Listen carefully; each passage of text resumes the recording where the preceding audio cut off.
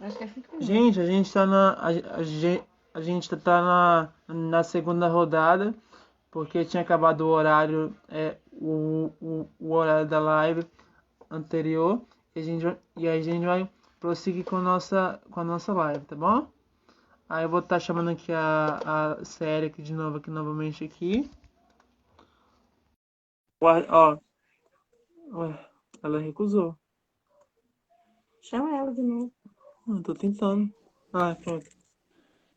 Célia, tá me ouvindo Ah, bem? agora todo mundo estava querendo. Todo Tô mundo ouvindo e estava querendo. vendo. Graças a Deus. Eu acho que esperar o povo ir entrando, eu acho que já está. Algumas pessoas estão entrando ainda, vamos esperar um pouquinho? Então. É bom esperar um pouquinho, né? Que a gente estava com mais de 30 visualizações, né? Eu Uhum. acho que seria interessante a gente esperar alguns segundos para ver se mais alguém entra, né? É verdade. E aí, enquanto isso, eu não sei se teve perguntas, né? Como que Sim, foi a teve uma participação das pessoa que pessoas, porque eu não perguntou, consegui né, acompanhar. como adequar, né? Teve uma pergunta aqui, como adequar os conteúdos se muitos professores não tiveram tempo de conhecer os alunos recém-chegados nas escolas, né? Então, assim, é o que falo, não teve tempo, um tempo hábil de conhecer essas crianças, né, de ter esse contato mais direto. Então, assim, tá bem complicado. Já temos 10. Salvou. A Sara está perguntando se salvou a primeira parte. Samuel é o meu técnico aqui. Eu não sei O, mexer em nada, o, gente. a live anterior tá na salva na TV do Instagram. Para quem quiser ver lá, para quem quiser revelar, tá lá. Ô, Lúcia, o Samuel, o Samuel te ajudando, te auxiliando aí no Instagram, é a prova real de que a gente não E pode aí, fazer assim, generalizações absurdas de falar que a pessoa com deficiência não tem nossa, condições de retornar a ensino presencial, por exemplo, porque ela não consegue fazer, né, não consegue seguir, por exemplo, regras sociais ou outras coisas, ou que é de grupo de risco. Nem todas as pessoas com deficiência fazem parte do grupo de risco. não, Existem pessoas com não, deficiência que não é parte do grupo de risco, né? e aí, assim, é isso, eu acho que é bom também evidenciar isso, né? Porque tem pessoas com deficiência, a gente entende que tem pessoas com deficiência que têm, né, uma certa especificidade, né, que tem uma situação de saúde mais fragilizada e tal. Mas isso não é discurso para que se coloque todos no mesmo, porque não é. O que se está colocando, o que a gente precisa deixar bem claro aqui, que o que está sendo evidenciado aqui a deficiência como um processo, assim, como se a pessoa fosse, é, como se fala, responsável por ter nascido com a deficiência e não tem mais nada para fazer. Então, assim, a gente não pode evidenciar. Porque as pessoas com deficiência não é porque elas têm uma especificidade que elas não podem aprender, não é porque elas têm uma especificidade que elas têm que ficar fora, né, dos contextos. Não, elas têm, não têm a especificidade da deficiência, assim, mas elas têm direitos, elas são pessoas que têm, né, que precisam ser olhadas da mesma forma, com igualdade. Porque senão, se a gente olhar, né, desigual dessa forma que está sendo colocado, que eu quero deixar bem claro que a gente está trabalhando isso no contexto das discussões que estão sendo evidenciadas, né, nos últimos dias em relação à questão, né, da pandemia, que são contextos que vão, né, sendo naturalizados e que a gente, né, não pode. O que a gente está fazendo aqui enquanto família é para não naturalizar esses processos, é trazer essa reflexão de não naturalização desses processos que estão sendo aí, de uns montes de discursos que estão se tentando construir e que a gente não pode, né, de ficar calada, porque se a gente também se calar, o que vai acontecer, né? A gente corre o risco, de novo, de colocar nossos filhos escondidos, né, dentro de casa. E eu sou assim, a gente precisa pontuar que se eu tiver um fora, não tem. A gente tem que pensar nas pessoas com deficiência que estão na cidade. Nós temos que pensar nos sujeitos com deficiência que estão nas periferias.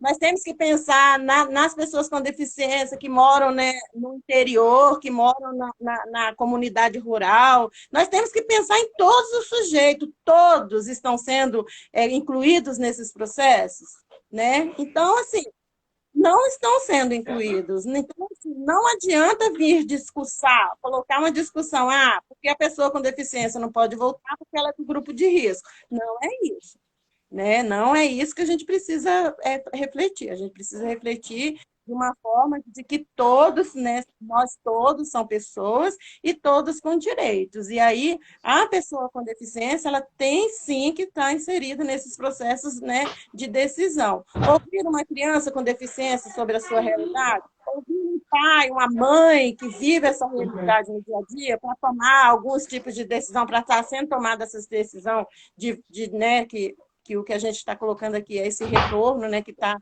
para se evidenciar esse retorno às aulas, né, sem esses sujeitos com deficiência dentro das escolas, e a gente vai precisar fazer esses tipos de resistência, né, em relação a esse retorno. E o nosso posicionamento político aqui nessa, que a gente vai deixar bem claro, é o seguinte: não vote ninguém até que haja segurança para todos, mas todos que a gente está dizendo os pontos, todos, né, todas as pessoas, tanto os profissionais, as pessoas com deficiência, quanto né, quanto as que não têm nenhum tipo de deficiência. É esse que é o nosso posicionamento. Voltar. Se não pode voltar as pessoas com deficiência, significa que há risco também para os profissionais, né, que estão transmitir o vírus. Todos nós, até nós, né, que não temos nenhum tipo de deficiência, somos profissionais, a gente também corre o risco, né, de transmitir o vírus. Então, assim, nós precisamos que sejam garantidos todos os direitos legais. Samuel, a Célia saiu. Eu acho que a internet da Célia, eu acho que está muito... Não está... Deixa eu ver aqui. Vai chamar ela de novo. Aqui, chamei ela. Só aguarda mais um minutinho. Só aguardando mais um pouquinho a Célia entrar. Porque tá... alguns minutinhos. Gente, isso... Oi? Ai, Voltei? Não está aparecendo, mas está aqui. Minha internet deve estar ruim, minha internet. Pois mas é. Tá conseguindo ouvir, Lúcia? Sim, estamos conseguindo ouvir, sim. Então, eu anotei aqui algumas questões aqui que colocaram aí nos comentários. Eu não sei se eu consegui anotar todas, né? Mas aí você pode colocar. Então, alguém falou assim, né? Como adequar os conteúdos se muitos professores não chegaram nem a se adaptar, né, a essas crianças, porque a gente teve pouquíssimo tempo de aula presencial, né? Bom, o que a gente está falando aqui é que seja buscado esse contato com a família, não pensando o conteúdo escolar, né? Não pensando que simplesmente vamos entrar em contato com essa família para saber como que a gente vai recuperar esse conteúdo. O conteúdo não tem como ser recuperado mais, já fomos para metade do ano sem aula, né? Tivemos uns 2 meses de aula apenas, todo o conteúdo que foi passado no início do semestre, né, no início das aulas, ele vai ter que ser repassado de novo, né? Tanto para as crianças neurodiversas, quanto para as crianças neurotípicas. Todas vão ter que ter novamente o conteúdo para poder conseguir acompanhar, né? Então, eu penso que não tem como fazer adequação, não. Hoje eu fiquei aqui bastante tempo conversando com a educadora especial da escola do Leonardo, né? Ela perguntando várias questões, e eu questionando também, né? Porque as atividades que vinham para o Leonardo, por exemplo, estou dando um exemplo do Leonardo, que é o que eu vivencio, né? As atividades que vinham para ele extra classe não eram atividades adaptadas. Ainda não estavam sendo atividades adaptadas. Então, eu já tinha tido uma reunião com a educadora especial, né, para falar dessa adaptação do conteúdo, para falar da adaptação das atividades. E aí, foi pouco tempo antes de acontecer o isolamento, né, a paralisação das aulas.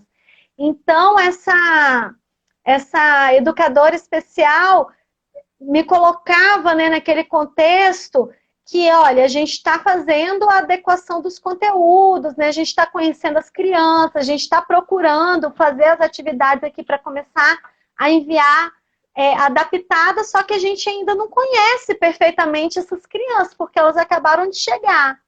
Então, quer dizer, como que isso seria nesse contexto? Não tem como, né? A realidade é que não tem como. A Sumica perguntou, Lúcia, se a gente tem feito mapeamento das famílias, né, que estão em situação de vulnerabilidade nesse momento. Bom, a gente não tem um mapeamento de família por família, mas a gente pode afirmar, pelo que a gente acompanha no grupo, né, que a gente tem de mães, que a maioria das famílias estão em situação de vulnerabilidade. A gente só vê comentário no grupo de mães, né, que a gente tem do WhatsApp, nas reuniões que a gente tem feito virtual, a gente só vê relato de mãe desesperada, de mãe adoecida, né? A gente vê as mães com processo depressivo, né? As famílias desesperadas com o aumento dos processos de agressividade e de autoagressão dos seus filhos. Então, e de não acesso à saúde, né? Porque os serviços foram paralisados. São esses relatos que a gente tem. Então, a gente pode afirmar que baseado, né, no grupo, no coletivo que a gente acompanha, a maior parte das mães estão em situação de vulnerabilidade. Seja uma vulnerabilidade econômica, que muitas não conseguiram ainda acessar o recurso, né, do governo federal, sempre colocam lá as dificuldades que estão tendo para conseguir acessar esse recurso. Outras, né, falando das dificuldades, né, de fazer o pedido do BPC, por exemplo, que foi paralisado. Outras, né, pedindo, né, que o coletivo faça alguma mediação para conseguir medicação, para conseguir ampliação do prazo da receita, para conseguir um serviço de internação, né, da pessoa que está, às vezes, com uma crise, né? E a gente também tem relatos das mães no grupo, né, de dificuldade de acesso, por exemplo. A gente sabe que a remoção da pessoa que está em crise, ela é feita a partir do SAMU, mas tem que ter a presença da polícia militar, né? Senão não é feita essa remoção. Então, a dificuldade de estar fazendo isso, porque às vezes, né, essa família não pode estar acionando, né, a polícia militar para o bairro, porque acaba sendo responsabilizado, a família acaba sendo responsabilizada, né, de chamar, às vezes, essa polícia militar, e às vezes essa família mora em um bairro periférico, que não tem como fazer isso.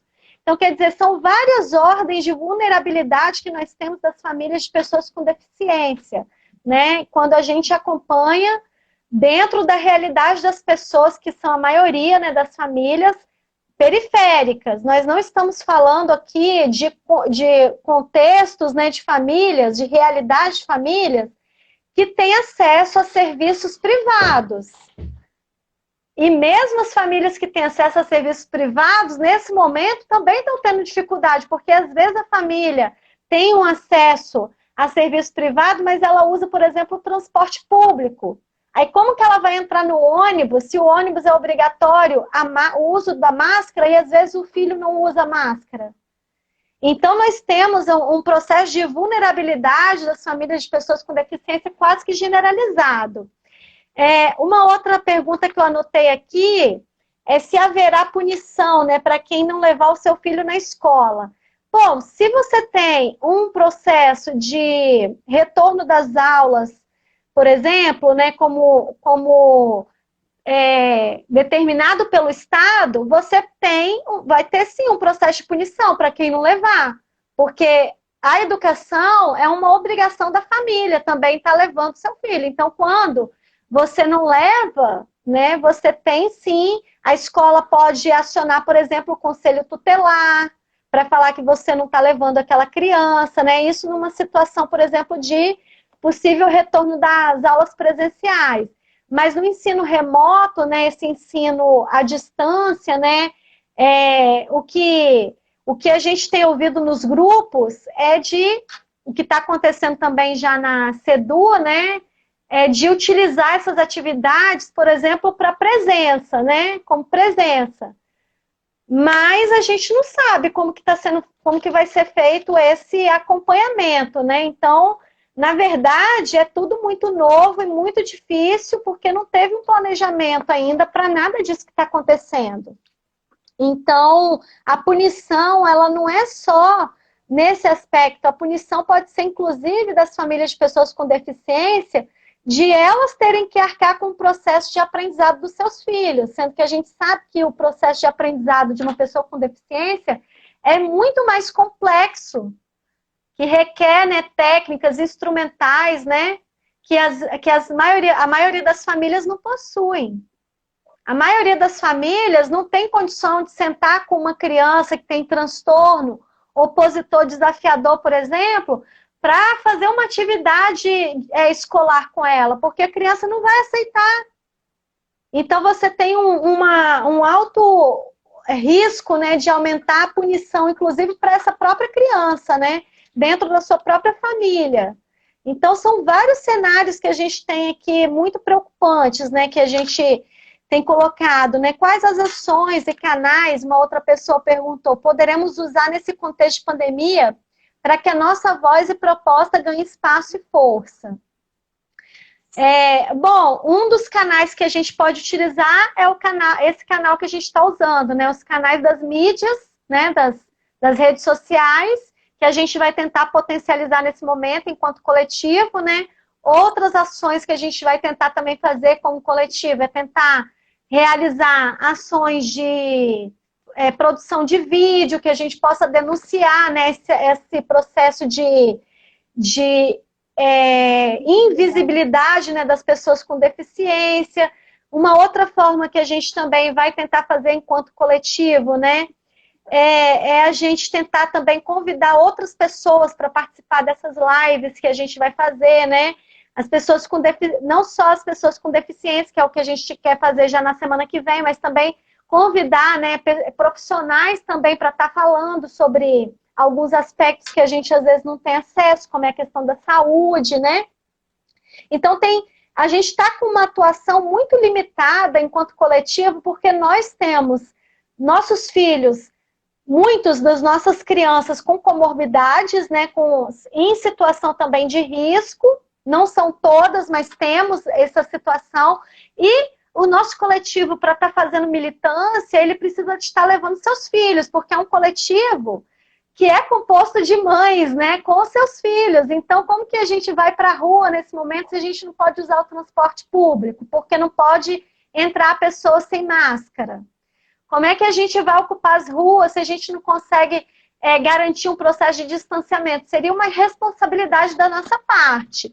Mas, enquanto coletivo, nós estamos já falando, né, em vários momentos, né, Lúcia, que se a gente não conseguir ser ouvido, que a gente vai sim ocupar as ruas, mesmo que isso coloque em risco a nossa própria saúde. Porque a gente não pode deixar esse processo de exclusão retornar para as nossas histórias, né? Lúcia vivenciou com o irmão dela aí um processo de exclusão, né? Que ficou uma criança sem acesso à escola toda a sua vida. Eu vivenciei também isso com meu irmão, que também ficou sem esse processo escolar. Então, nós não vamos permitir que isso aconteça com os nossos filhos. Então, se precisar estar indo para as ruas, a gente vai procurar mecanismos que seja viável, né? Para a gente estar fazendo isso. A gente não sabe ainda como, mas coletivamente a gente vai descobrir um meio, né, de se fazer isso. Verdade. Verdade. O Wanderson está colocando aqui que a LBI garante a todas as pessoas com deficiência a condição de vulnerável durante a pandemia. Por isso, o nosso olhar precisa ser para todos com as suas especificidades. Isso mesmo, o Wanderson, né? A LBI garante isso para a gente, né? Mas só o que a gente tem questionado aqui né, que estão usando esse processo, né, dessa condição de vulnerável para se naturalizar um processo de exclusão. Então, é isso que a gente está, porque cada pessoa com deficiência tem sua especificidade, né? Cada um sujeito, cada um de nós somos um, e a gente não pode deixar, né, que esse discurso, né, em relação a essa vulnerabilidade, que a gente também não está dizendo que não tem, a gente já deixou bem claro aqui, que tem sim, né, é um público realmente, né, vulnerável, porque, né, mas a gente não pode usar essa condição de vulnerabilidade como discurso para se tirar direitos. Então, é disso que a gente está assim, deixando bem, eu acho que precisa ser bem potencializado aqui. A gente, né, a LBI garante, sim, que os nossos filhos têm todos os direitos, que eles são pessoas, né, que precisam ser olhadas, e é isso que a gente está cobrando aqui em relação a essas questões, que né? Outra questão que a gente vem trazer, e qual a proposta que seria? Qual a proposta de vocês em relação a esse contexto, né? Não retorno às aulas remotas não retorno às aulas até, né, essa situação passar, né, até ser segura para todos. Então, o que a gente, assim, numa proposta que a gente precisa trazer, né, que a gente precisa evidenciar e deixar bem claro, é essa proposta de uma solução, de buscar soluções conjuntas, de juntar, né, uma rede de apoio para essas famílias, né, de juntar a educação, ela não ficar sozinha, porque hoje a educação ela praticamente está sozinha nesse contexto. Ninguém ouve, não se ouve a educação para falar, né, desse sujeito. Então, assim, criar essa rede de apoio em que tenha assistência social, né, assistência social, a assistência à habitação, os direitos humanos, Saúde. a saúde, está todo mundo junto, e junto com esses discutindo também está a pessoa, o representante da pessoa com deficiência, que está ali para falar dessas dificuldades, porque as pessoas elas só vão saber que todas estão acontecendo, todas essas dificuldades, se nós estivermos junto, né, nesse contexto para discutir junto, porque o que está acontecendo, o que a gente está trazendo aqui, é esse apagão que está acontecendo. Assim, a gente não ouve, não vê, se tocar, né, nessa condição dessa pessoa com deficiência. A gente não vê nos espaços, quando vai se discutir. Eu assisto todas as lives do governador, né, que tem sido colocada. Todas as lives do secretário de saúde. Em momento nenhum eu ouvi ele tocando o nome de uma pessoa com deficiência, assim, falando sobre as dificuldades que essas pessoas estão passando nesse contexto. E aí o que a gente traz como proposta é essa, colocar, né, que se agregue essa rede, né, junto com a educação, se agregue uma rede, né, de apoio à escola e de apoio a essas famílias, para que essas famílias também não fiquem nessas condições de vulnerabilidade que está acontecendo. Porque o que está se evidenciando agora é um processo tão excludente que a própria família, né? Se voltar às aulas, o que vai acontecer? As famílias não vão levar seus filhos, né? Não vão, principalmente essas famílias que têm filhos com deficiência, não se sentem seguras em levar, e aí vai voltar, essas famílias, elas podem correr, né, no risco de ser assonadas e tal. E outra questão também é a questão mesmo, né, dessas crianças voltarem a ficar dentro de casa. Então, assim, é uma situação bem complexa e eu acho que a gente precisa ser ouvida para a gente começar a colocar, né, essas pontuações em relação ao que pode ser feito. É uma das nossas, né, dos nossos pontos que a gente precisa deixar claro, não trazer, evidenciar que esse processo de exclusão está acontecendo e está muito grave, mas também essa proposta que a gente traz, porque, para falar a verdade, ninguém tem a receita ainda, porque é uma situação nova, nós, né, em pleno século XXI, ninguém nunca viveu esse contexto que nós estamos vivendo. Então, assim, a receita, ela não veio pronta, então, o que vai sendo construído, né? Vai sendo construído os processos. E esses processos, eles não podem ser excluídos, não podem ser colocado do jeito que está sendo, sem a pessoa com deficiência estar inserida nesse contexto. E é isso que a gente precisa deixar evidenciado, né? Que aí, assim, essa conjunção, né, de ajuda à escola, de estar os setores todos envolvidos, compartilhando, né? Compartilhando dessas discussões, dessas inflexões, né? Isso é um ponto importante que eu acho que consegue diminuir, né, um pouco essa questão da vulnerabilidade, colocando também e evidenciando de novo. A gente não pode, né, enquanto tiver um de fora, a gente não pode aceitar, porque é um processo de exclusão. E se tiver um de fora, nós não podemos aceitar. O retorno às aulas sem segurança para todos, a gente tem que pensar também nos profissionais também, que foi evidenciado, a gente não está pensando só nas crianças com deficiência, nos estudantes com deficiência, nós estamos pensando no contexto todo, né? Dos profissionais, né? Dos Lúcia. Então, assim, é um contexto geral que a gente precisa ser pensado. Então, que se não há segurança para o que tem deficiência, então não há segurança para ninguém, nem para os profissionais. Então, a gente não aceita. E é esse retrocesso. E o que a gente pode fazer é isso mesmo, é ir para a luta mesmo e falar que nada sobre nós sem nós. A gente não pode aceitar isso que está acontecendo. Pode falar, Célia. Uma pessoa, né, Elis Pereira, falou aqui, né, será que vai ter uma equipe pedagógica que irá fazer visita aos alunos em suas residências para orientar os pais, já que algumas crianças não poderiam retornar à escola? Eu posso afirmar aqui que não vamos ter, porque nós não temos esse quantitativo de profissionais para isso. Nós temos hoje, no quadro, né, da educação, da educação de séries iniciais, nós vemos uma educadora especial para acompanhar todas as crianças. Então, a gente não tem condições. Aí vai enviar quem? Vai enviar estagiário para fazer visita domiciliar? Estagiário não pode fazer visita domiciliar sem ser acompanhado, sem ser supervisionado, né? Então, nós não temos quantitativo de profissionais em condições para fazer visita domiciliar. Nós não temos também assistentes sociais nas escolas, que poderia estar dando esse suporte, está fazendo, né, contato com essas famílias. Nós não temos isso, né? Uma bandeira de luta também de serviço social, mas ainda não temos isso na realidade aqui, né, nas nossas escolas. Então, não vai ter. O que vai acontecer, o máximo, né? Se acontecer, vai ser ligação, né? No máximo, você vai receber uma ligação do profissional para perguntar como é que tá as coisas, né? Como é que pode fazer isso e aquilo.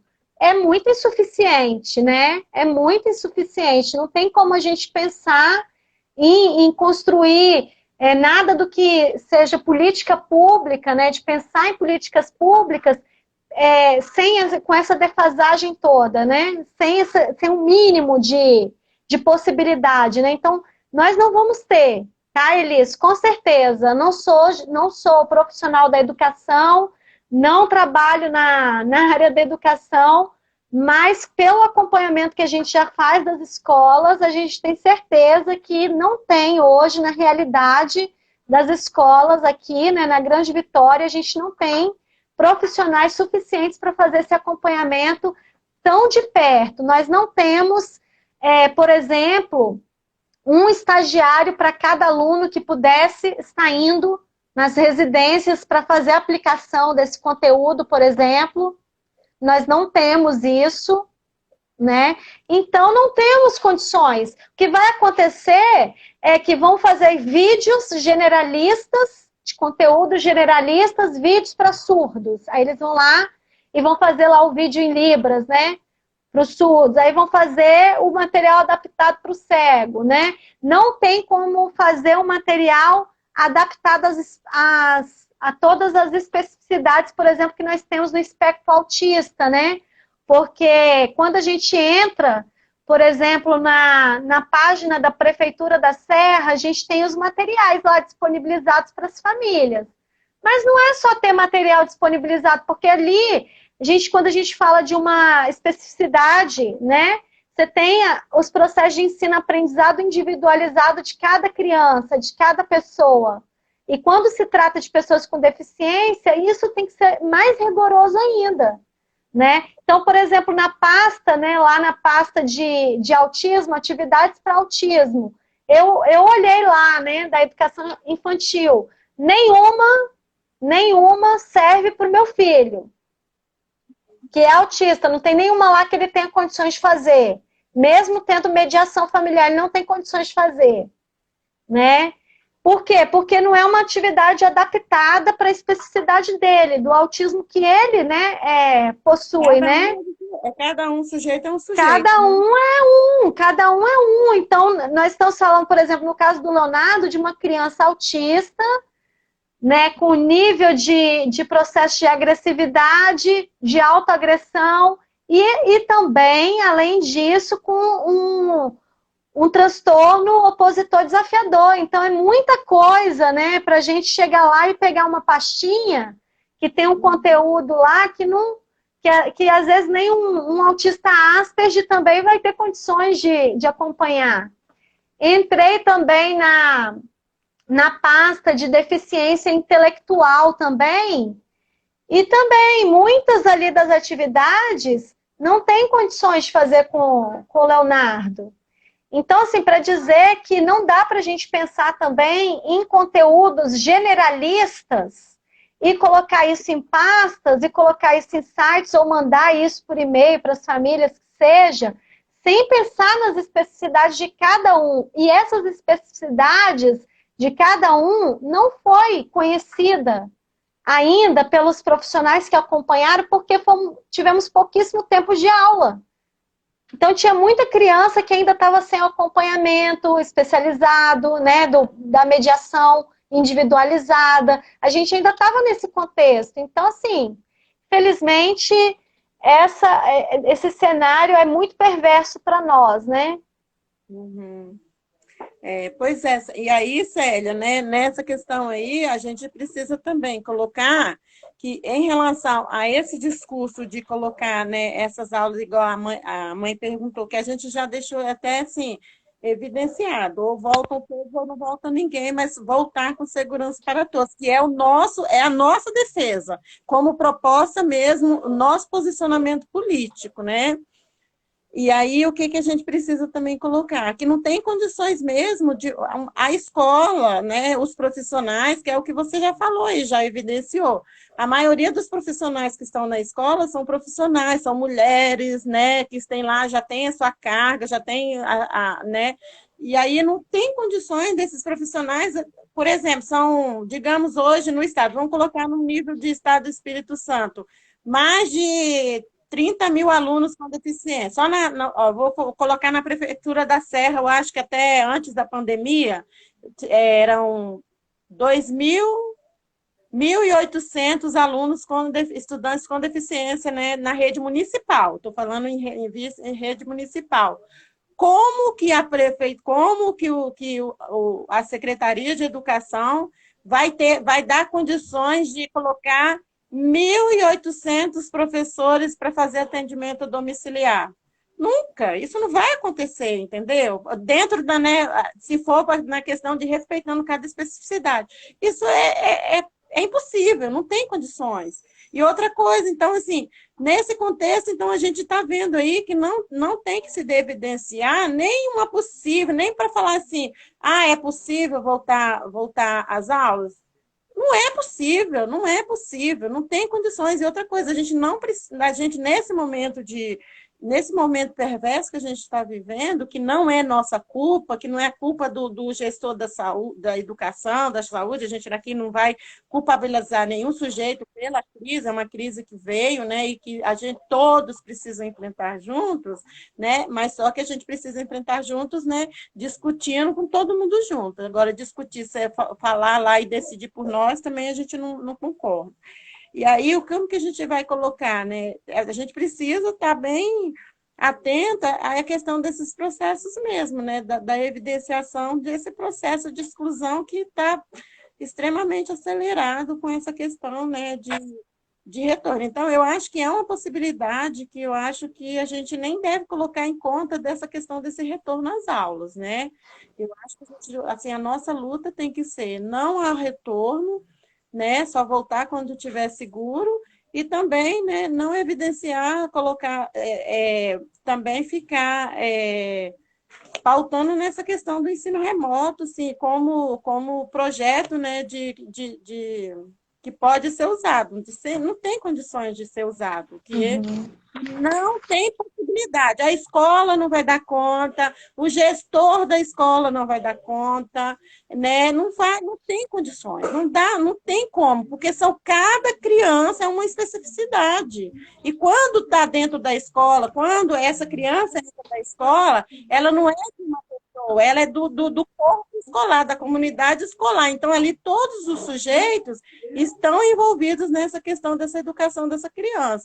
E dentro de casa, né? E como que vai ser isso? Então, do jeito que estão colocando aí, evidenciando aí, falando, trazendo algumas estratégias de que, né, ensino remoto, ensino domiciliar, atendimento domiciliar, sem nenhuma condição. Eu acho que a gente tem que colocar um posicionamento mesmo, que é esse, né? De colocar mesmo, igual nós estamos fazendo aqui, é colocar que esses processos estão acontecendo, essas exclusões, né? E evidenciar isso e solicitar, né, que todos tenham que estar juntos para discutir, discutir essa coisa, porque se a gente não estiver junto para discutir, ninguém vai saber que nós existimos, né? Então, vão se evidenciar nesses processos de exclusão e a gente vai ficar cada dia mais excluído, sem nenhum tipo de visibilidade. Os nossos filhos. E outra questão que a gente não pode aceitar nos discursos é a questão de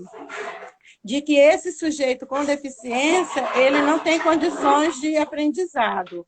Ele tem condições de aprendizado, sim, né? Ele tem condições de frequentar uma universidade, né? Que eu vou colocar aqui, é o processo que aconteceu comigo, os meus filhos, né? Hoje eles estão dentro da universidade, porque eles passaram por um processo, né? Eles foram extremamente bem incluídos.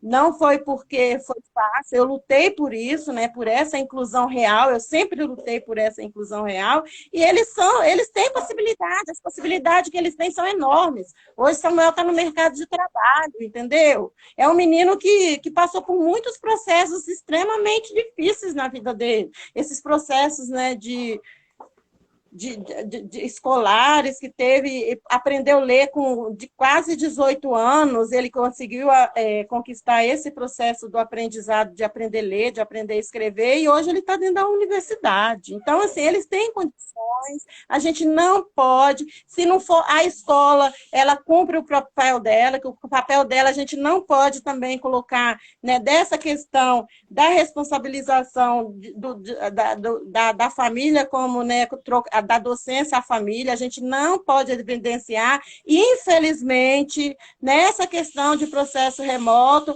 está se evidenciando isso. A família, né, fazendo toda essa questão da questão dessa docência, de tentar fazer essa docência, né? Ela está tentando, e isso tem causado muito estresse, tanto para as famílias que não têm filhos com deficiência.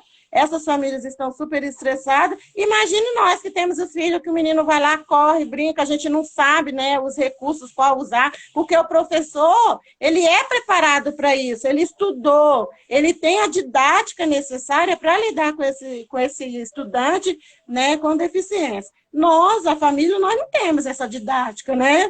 Então, assim, isso vai se evidenciar. E quando essa mãe, né, essa família, essa mãe que tenta fazer esses processos, né, colocando tudo que tá envolvido neste processo, é uma mãe que ela se sente fragilizada, se sente assim, poxa vida, poxa, por que eu não consigo, sabe? Então, assim, é a questão do aumento mesmo desses processos psicológicos, dessa mãe de se achar incompetente, de conseguir, porque não consegue, porque... Então, assim, são processos que vêm acontecendo tudo dentro desse contexto e que a gente precisa, né, deixar isso evidenciado. E a escola é extremamente importante para as nossas crianças, né, para os nossos estudantes, principalmente esses os com deficiência, porque eu tive um processo extremamente, né, de luta em relação a isso, e tinha momentos que eu falava assim, hoje não vou levar meus filhos para a escola mais,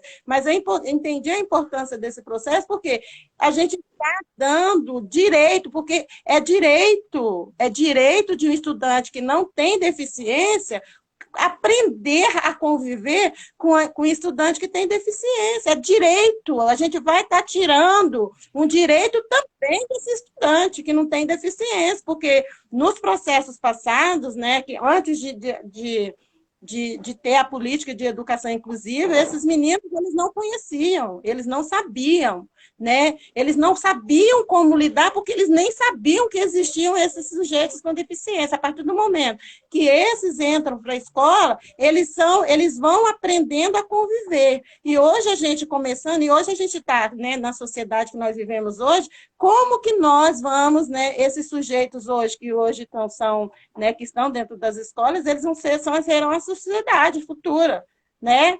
É porque é o processo da vida, né? Nós vamos, né? As gerações elas vão acontecendo, vão se evidenciando. E como se ficarão esses sujeitos que não, né? Sem ter mais essa oportunidade de conviver com esses sujeitos, né? Ditos, né? Diferentes, né? Então, assim, são muitas questões que a gente evidencia aqui que a gente precisa pensar em relação a esse retorno, né? À escola e também ao não retorno, né?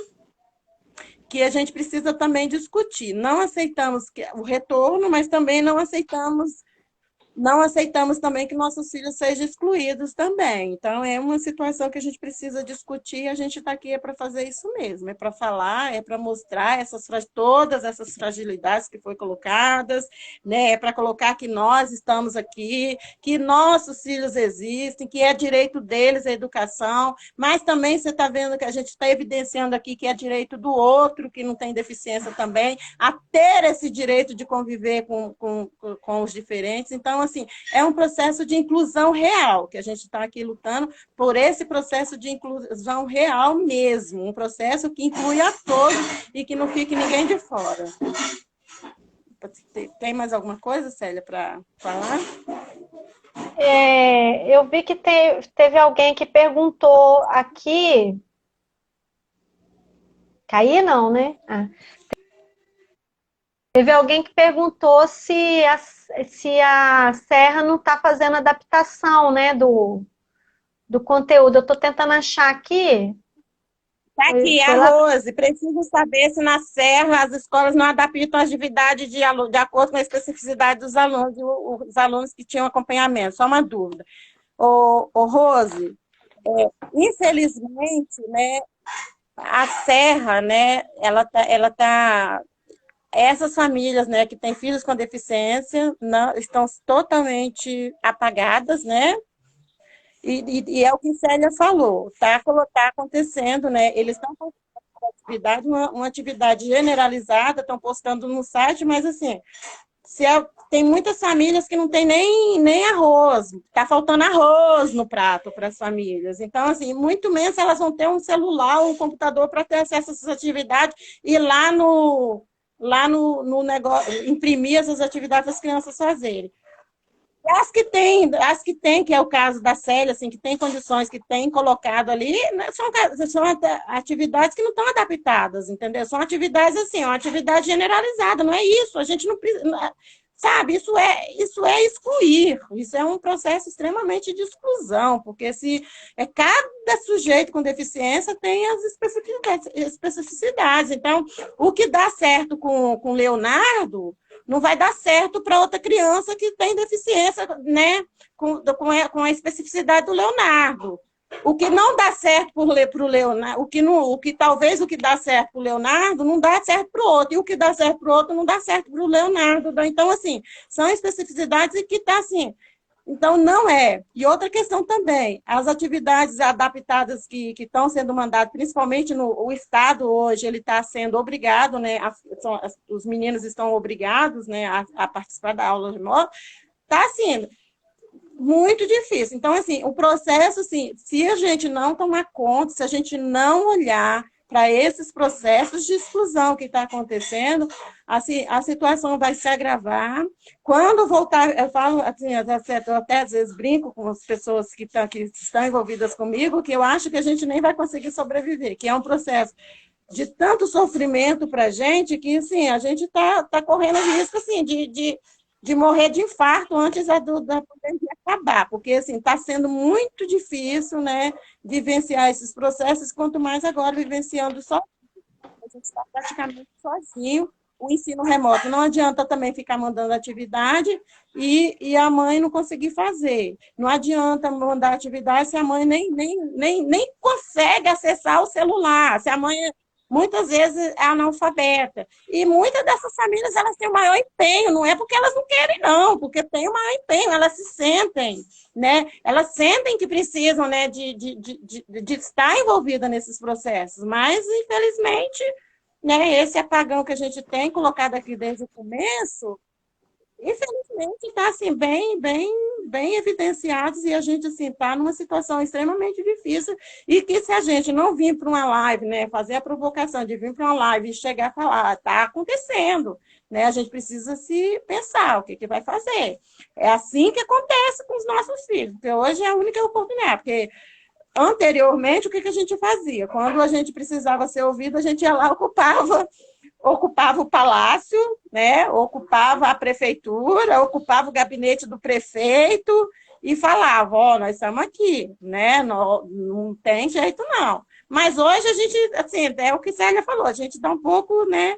Mas se precisar também, a gente vai ter que usar, vai tentar todas as estratégias, mas caso não seja possível nessas estratégias que a gente está usando agora, que são as estratégias que todo mundo está usando, que é a partir da rede social, fazer os debates, fazer as provocações, a gente vai ser obrigado, sim, a enfrentar a rua, a colocar fogo em pneu em frente à SEDU, sei lá, vários processos. Isso aí a gente, depois a gente faz.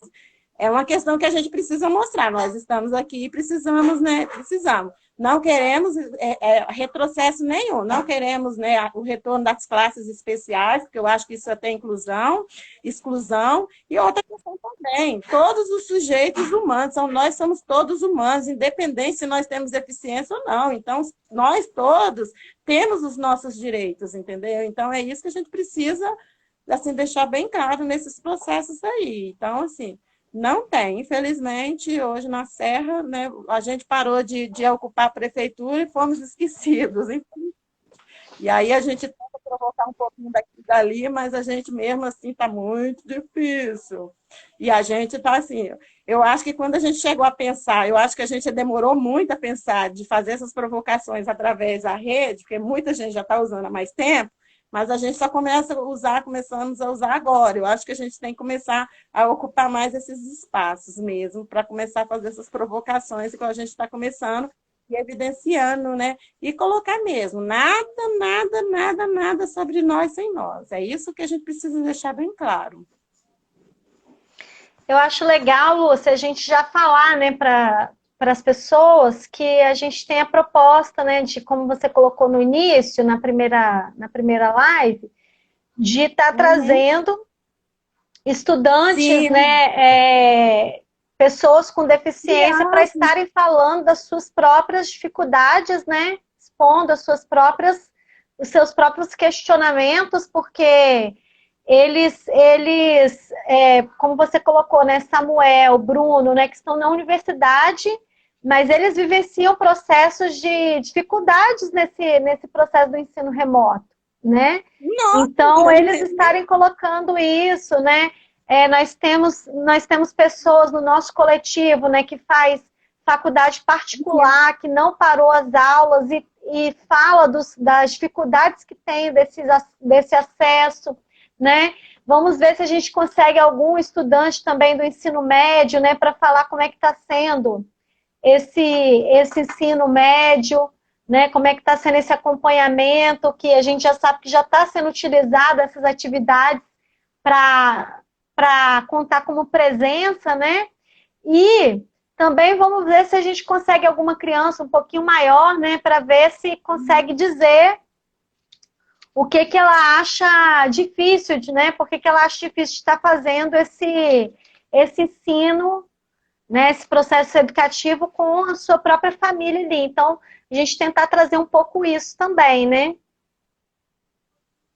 Verdade. Então a gente vai começar, né, fazer. E aí a próxima da semana que vem a gente vai trazer esses relatos, né? Vamos tentar trazer porque a gente tem a gente assim é um processo que está acontecendo que tem muitas discussões. A gente precisa para fazer uma live específica da saúde, né? Que é esse processo, né? Dessas crianças sem tratamento, o que que isso está acarretando na vida de cada uma criança, né? Desses processos, igual a Célia falou, né? Da questão da falta de socorro para essas crianças, muitas dessas crianças que não são verbais, estão passando assim, processos de agressividade, né, com o próprio corpo e que a mãe não sabe o que está acontecendo. Então, assim, são várias discussões que a gente precisa trazer, que a gente precisa evidenciar, porque o que nós estamos colocando aqui como famílias é evidenciar essas mazelas que estão acontecendo, é evidenciar, são processos assim, não é bonito. A gente tem visto várias lives aí, muitas lives discutindo isso, lives importantíssimas, né, discutindo isso, mas o que a gente está trazendo aqui é o concreto, é o do chão mesmo. Então, assim, a gente precisa, né, evidenciar essas... mamãe, E trazendo esses estudantes, eu acho que eu acho que vai evidenciar, assim, eles falando, né, da condição deles, de como eles veem todo esse processo, né, da escola, porque, gente, é um processo muito angustiante também para os meninos. Você já imaginou? Você estava dentro da escola, uma criança que adora, né, gosta de estudar, às vezes gosta de ir para a escola e, de repente, pum, acabou tudo, não tem que ir para a escola. Aí, de repente, volta, mas eu não posso voltar. Então, assim, a gente precisa ouvir, sim, a gente precisa evidenciar que ouvir esses sujeitos que para eles falar por eles. Hoje nós estamos aqui falando das angústias nossas, de como familiares, né? De como familiar. O que nós, como familiares, temos passado em todos esses processos e qual a nossa proposta, né? A nossa proposta para que se diminua, né, esse processo de exclusão. Mas a gente também precisa evidenciar eles. O que eles pensam disso tudo? O que eles pensam? Eles querem voltar às aulas? Talvez vai vir criança aqui e falar, eu quero voltar. Tia, eu estou com vontade de voltar à escola, que eu estou com saudade dos meus coleguinhas. Pode acontecer. Pode acontecer também deles falar, não quero voltar. Então, assim, a gente precisa também ouvi-los, né? E deixar eles falando desses processos, né? Em relação, principalmente, a essa questão dessa pandemia aí que veio evidenciar um processo muito difícil que nós, enquanto família, já estávamos cientes de que acontecia isso tudo. Mas com esse processo de pandemia, ele veio evidenciar para todos, né? Para a sociedade, esse processo de pessoas com deficiência. Então, eu acho legal fazer, né, vou começar a fazer essas provocações o tempo todo, toda semana fazendo essas provocações para ver se a gente consegue, né? E aí, assim, colocando, né, não trazendo só as provocações, mas trazendo essas propostas que a gente precisa, né? Deixar evidente, né, que a gente precisa, a gente não quer aula presencial, não aceitamos o ensino remoto de forma nenhuma, vamos fazer resistência, mas também, né, que nós queremos que continue, né, esse vínculo com a escola, né? Como fazer isso? Aí eu acho que precisa ser pensado a rede de apoio, eu acho que a rede de apoio, nesse sentido, eu acho que a rede de apoio ela seria muito, muito, muito bom, uma rede de apoio, né, que tivessem todos os atores envolvidos, né, que não só deixasse a educação decidir o retorno, que só não deixasse a saúde decidir o retorno às aulas, mas que tivesse todos juntos colaborando, né, todos juntos colaborando nesse processo de discussão, né? O que se evidencia e o que não pode se evidenciar nesse processo. Agora, o que a gente não pode aceitar é que, né, o retorno volte de qualquer forma, né? colocando todos em risco, porque se o retorno assim for dessa forma, igual está sendo discutido aí por muitos grupos, vai estar todo mundo, sim, todo mundo sendo colocado em risco. E também, e se colocar o retorno também só com o público, eu vou colocar o Samuel, ele é um menino que ele está no grupo de risco porque ele é pessoa com deficiência. Não é isso. O Samuel, ele, né, ele é um menino, ele é pessoa com deficiência, né? Mas ele não pode ser colocado em relação à deficiência dele, né? Ele pode ser visto como um sujeito humano que precisa, né, de adequações e tal. E outra questão que a gente colocar também é que esse processo não seja construído como está sendo feito, de cima para baixo, sem chegar aqui e colocar. Não, a gente precisa ser ouvido mesmo. O que a gente está colocando aqui hoje é essa questão que a gente precisa, né, de ser colocado todos dentro desses processos de discussão, ouvir ou nos ouvir, né, e nada sobre nós sem nós. Isso precisa assim, deixar muito bem claro, né, que é esses processos que a gente precisa pontuar aí. Não ao retorno, não vamos aceitar, não ao retorno só as pessoas sem deficiência, e nada sobre nós sem nós, e o processo, né, dessa questão do que é o que a gente propõe desse grupo, né, de discussão, que seja todos os atores envolvidos, né, que não deixe só um ator decidir e o outro sem nenhum tipo de envolvimento. A gente precisa que todos estejam envolvidos nesse processo, né? Fazer um no 4. É isso, eu acho que... Tem mais alguma pergunta aí, Célia? Não, Leonardo, inclusive, já está até aqui me puxando para querer desligar aqui a live. Bom, da minha parte... Hã? Sobre a questão se pode reter. Nessa questão aí, eu acho que eu vou falar a verdade, eu vou falar no meu pessoal. Hoje, por exemplo, eu não quero que meu filho seja... Eu não aceito que meu filho passe sem saber, entendeu? Eu não aceito isso. Eu acho que ele tem o mesmo direito de aprendizado de todos. E se for para ficar retido, eu prefiro que ele fique retido, que pague esse semestre o ano que vem, daqui a 2 anos, mas que ele pague e ele esteja vivo para pagar, porque se ele estiver morto, ele não vai precisar de diploma. É isso que a gente precisa evidenciar bastante. Então, assim, hoje a gente nem tem que pensar nessa questão. Eu acho, por mim, assim, não cancelar o ano letivo, que não pode, mas é cancelar, apagar esse ano, né, e começar tudo, esse ano letivo de 2020, e começar o ano que vem, assim, de jeito que não seja prejudicado ninguém. A gente precisa fazer isso. Isso é a minha opinião, entendeu? De que eu acho que nesse momento o que importa, né, é a saúde das crianças, é eles se manterem vivos, com saúde, e esses processos construir depois que o retorno estiver evidenciado de forma segura com todos. Aí a gente já vai discutir, né, assim, já vai o acabar. apagão do ano, o que a gente pode fazer em relação a isso. Mas no momento o que a gente tem que evidenciar é a questão mesmo de estar incluído nos processos de decisão e a gente participar e nós estarmos inseridos, né, nessas discussões, né, de todos esses processos que envolvem a questão da educação. Deixar isso evidenciado. Não sei mais se tem alguma pergunta, Célia. Não, eu acho que a gente pode encerrar, né? Eu não vi nenhuma pergunta mais, não. Alguém quer Queria falar agradecer todo mundo, né, pela participação. Se tiverem mais perguntas, a gente pode anotar e estar falando em outro momento também, né?